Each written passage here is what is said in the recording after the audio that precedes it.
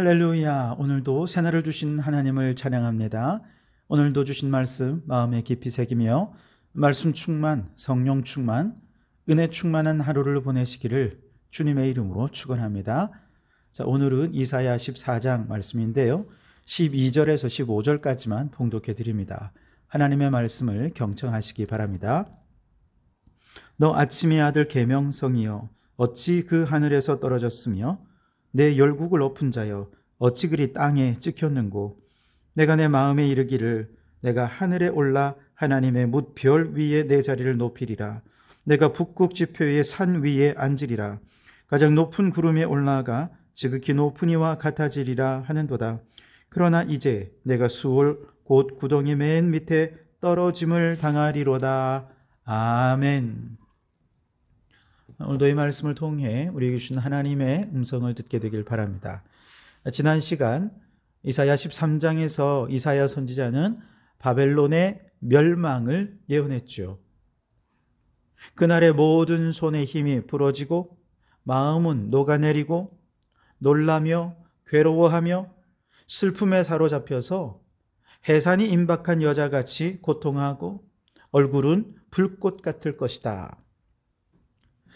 그러나 사실 이 예언은 바벨론에 대한 예언이기도 하지만 남유다를 향해 너도 교만하면 얼마든지 이렇게 될 수 있어 라고 따끔한 경고를 하는 내용이기도 합니다. 안타깝게도 이 하나님의 경고에도 불구하고 남유다는 결국 교만했고 멸망당하게 되었고 바벨론의 포로로 끌려가게 되죠. 그러나 여기서 끝난 건 아닙니다. 방금 말씀드린 대로 13장의 예언처럼 바벨론은 결국 교만해서 멸망당하게 되면서 많은 사람의 조롱거리가 될 것입니다. 반대로 바벨론의 멸망은 곧 이스라엘의 회복을 의미하는 것이기도 한 것이죠. 그래서 이제 14장으로 넘어오게 되면 1절과 2절에서 먼저 이스라엘의 회복을 예언하는 것으로부터 시작이 됩니다. 여호와께서 야곱을 긍휼히 여기시며 이스라엘을 다시 택하여 그들의 땅에 두시리니 나그네 된 자가 야곱 족속과 연합하여 그들에게 예속될 것이며 민족들이 그들을 데리고 그들의 본토에 돌아오리니 이스라엘 족속이 여호와의 땅에서 그들을 얻어 노비로 삼겠고 전에 자기를 사로잡던 자들을 사로잡고 자기를 압제하던 자들을 주관하리라. 아멘. 하나님의 긍휼하심으로 바벨론의 포로로 끌려갔던 이스라엘 백성들이 다시 본토로 돌아오게 될 것을 예언하신 내용입니다. 회복에 대한 예언이죠. 이스라엘의 회복은 바벨론에게는 곧 멸망을 의미하는 것 아니겠습니까? 그래서 3절 이후에는 바벨론의 멸망에 관한 예언입니다. 바벨론이 멸망하는 날 바벨론의 왕을 조롱하는 소리가 여기저기서 들려오게 되는데요. 먼저 바벨론의 압제에서 노연한 자들이 그들의 해방을 기뻐하면서 바벨론 왕을 조롱합니다. 5절에 보시면 여호와께서 악인의 몽둥이와 통치자의 귤을 꺾으셨도다 그랬습니다. 바벨론 왕의 멸망을 이렇게 조롱하고 있는 것이죠. 그리고 또 누가 조롱하느냐? 바벨론 왕이 이제 죽어서 수올로 내려가게 되는데요. 바로 그 지옥이 바벨론 왕을 맞이하며 아주 난리가 납니다. 왜냐하면 바벨론 왕에 의해서 죽어 지옥에 간 수많은 열국의 왕들이 있거든요. 그들이 먼저 지옥에 있다가 바벨론 왕이 온다 하니까 그 왕을 맞으며 아주 난리가 나서 그를 조롱하며 노래하는데요. 10절에 이르기를 그들은 다 내게 말하여 이르기를 너도 우리같이 연약하게 되었느냐? 너도 우리같이 되었느냐? 하리로다. 그렇게 대단하던 사람이 우리같이 되었구나 하면서 바벨론 왕을 조롱한다는 것이죠. 바로 이런 조롱의 한 부분에서 바벨론 왕을 사탄으로밖에 볼 수 없는 아주 유명한 구절이 등장하죠. 바로 오늘 우리가 읽은 12절에서 15절입니다. 다시 한번 읽어드리겠습니다. 너 아침의 아들 계명성이여 어찌 그 하늘에서 떨어졌으며 너 열국을 엎은 자여 어찌 그리 땅에 찍혔는고 내가 내 마음에 이르기를 내가 하늘에 올라 하나님의 뭇별 위에 내 자리를 높이리라 내가 북극 지폐의 산 위에 앉으리라 가장 높은 구름에 올라가 지극히 높은 이와 같아지리라 하는도다. 그러나 이제 내가 수올 곧 구덩이 맨 밑에 떨어짐을 당하리로다. 아멘. 이 말씀은 1차적으로 지옥에 있던 열방의 왕들이 하늘 높은 줄 모르던 바벨론 왕의 교만과 위세가 하루아침에 몰락했음을 지적하며 조롱하는 노래를 부르는 것이지요. 그는 하늘에서 떨어진 것처럼 가장 높은 권세와 위엄을 지녔으나 가장 낮은 곳으로 떨어지고 말았습니다. 열국을 뒤덮어 온 세상의 패권을 장악했던 대제국 바벨론 왕이 이토록 초라하게 패망하여 땅에 찍혀버리고 말았다는 것이죠. 가장 높은 곳에서 하나님과 같이 되고자 했던 바벨론 왕이 결국 가장 낮은 자리, 죽음의 자리, 수오레까지, 지옥에까지 떨어져 버리게 되었다라고 하는 것이죠. 자, 그런데 바로 이 본문은 단지 바벨론 왕에 대한 예언에만 그치는 게 아닙니다. 초대교회 때부터 많은 교부들이 이 본문을 사탄과 연관해서 해석을 했어요. 우선 누가복음 10장 18절에서 예수님께서 사탄이 하늘로부터 번개같이 떨어졌다라고 하는 말씀을 바로 오늘 이사야서 본문과 연관을 한 것이죠. 자, 게다가 사도 요한도 요한계시록에서 영적인 측면에서 악의 세력, 사탄의 세력을 형상화할 때 항상 바벨론이다 이런 표현을 사용을 했습니다.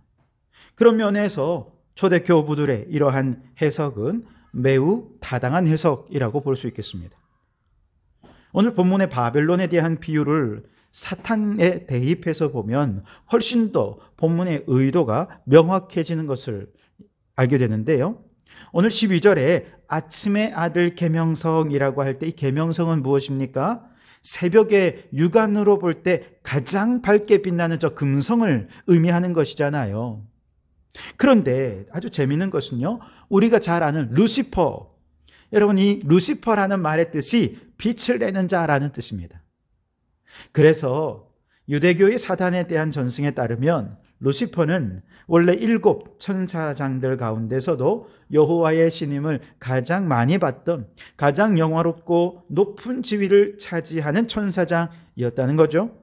그럼 그가 자신의 찬란한 아름다움에 그만 스스로가 매료됩니다. 그리고 교만해지게 되죠. 그러면서 나도 하나님처럼 되지 못할 이유가 없겠는데? 라고 생각하면서 자신들의 수종들던 천사들을 대동하고 하나님께 반기를 들게 되죠. 어떻게 됩니까? 다른 천사장인 미가엘에 대해 패합니다. 그래서 결국 지옥으로 떨어지게 된 것이죠. 물론 유대교의 사탄 전승이 곧 하나님의 말씀은 아니기 때문에 그게 진리다라고 얘기할 수 없고요. 다만 참조만 할 뿐이겠죠. 하지만 초대교회 때부터 교부들로부터 오늘날에 이르기까지 이와 같은 해석이 성도들에게 영적 유익을 주는 것으로 받아들여졌습니다.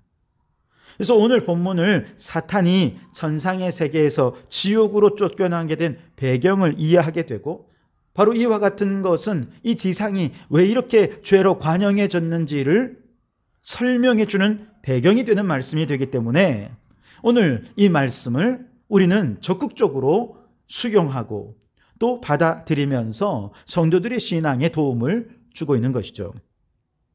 여러분, 사탄은 분명히 악한 존재입니다.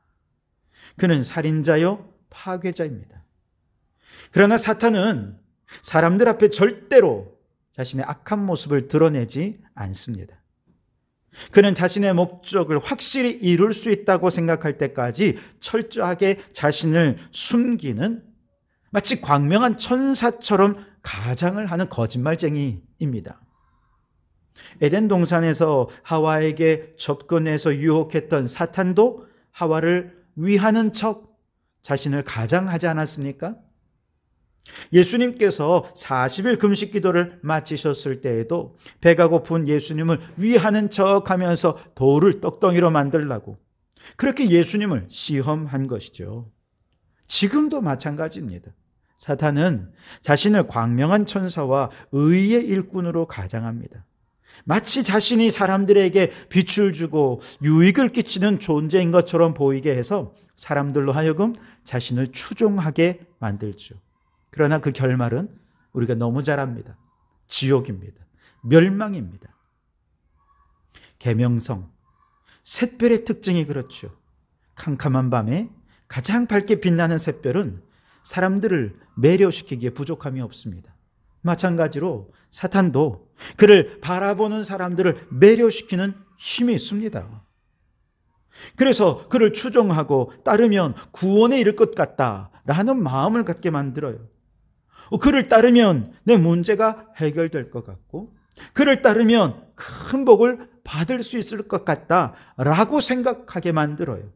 그러나 그것은 사탄에게 속아 그를 추종하게 만드는 여기에까지 도달하게 되면 그때 본색을 드러내죠. 그리고 그들은 마귀의 종로를 타다가 결국 파멸에 이르게 되는 것입니다. 그러므로 여러분, 우리는 계명성, 곧 빛으로 가장하는 사탄의 정체를 분명히 깨달아야 하겠습니다. 오늘날에도 수많은 이단들은 자신을 광명한 천사로 가장합니다. 그래서 많은 사람들을 유혹합니다. 그렇기 때문에 우리는 악한 영을 분별해야 하고 사탄의 시험을 물리칠 수 있어야 하겠습니다. 무엇보다 사탄을 분별하는 가장 큰 특징은요, 너도 하나님처럼 될 수 있어 라고 하는 교만한 마음을 갖게 한다는 것입니다. 사탄은 가장 높은 구름에 올라 지극히 높은 이와 같아지리라 라고 하는 교만으로 스스로가 타락했던 것처럼 똑같은 유혹을 우리에게 줍니다. 그래서 하와에게도 저 선악과를 먹으면 너도 하나님처럼 되리라, 그렇게 교만함을 부추겼던 거죠. 예수님을 유혹할 때도 내게 절하면 천하 만국을 내게 주겠노라, 예수님의 교만을 부추겼습니다. 그러나 여러분, 이렇게 자기를 높이는 교만은 사탄에게서부터 온다는 것을 깨달으실 수 있길 바랍니다.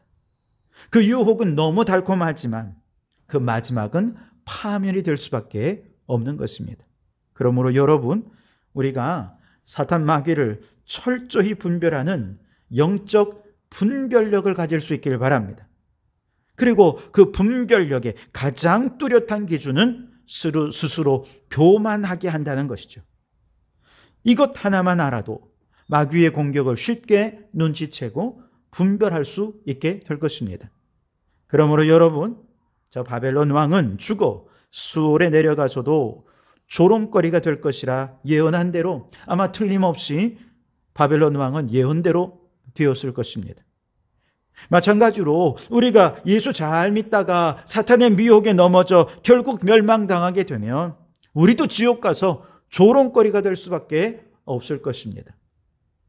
그러니 사탄을 잘 분별하시고 사탄의 미혹을 이기셔서 끝까지 믿음의 승리자로 살아가는 우리 모든 성도들이 되시기를 주님의 이름으로 축원합니다. 기도하겠습니다. 하나님, 지금도 사탄은 광명한 천사로 가장하여 우리를 위하는 척하며 하나님을 대적하게 만듭니다. 주여, 사탄을 분별하게 하옵소서. 하나님의 영광을 가로채며 스스로 교만하여 하나님처럼 높아지게 만드는 것은 무조건 사탄인 줄 알고 더 겸손히 더 낮은 모습으로 주님만 높이는 저희들이 되게 해 주시옵소서. 예수님 이름으로 기도하옵나이다. 아멘.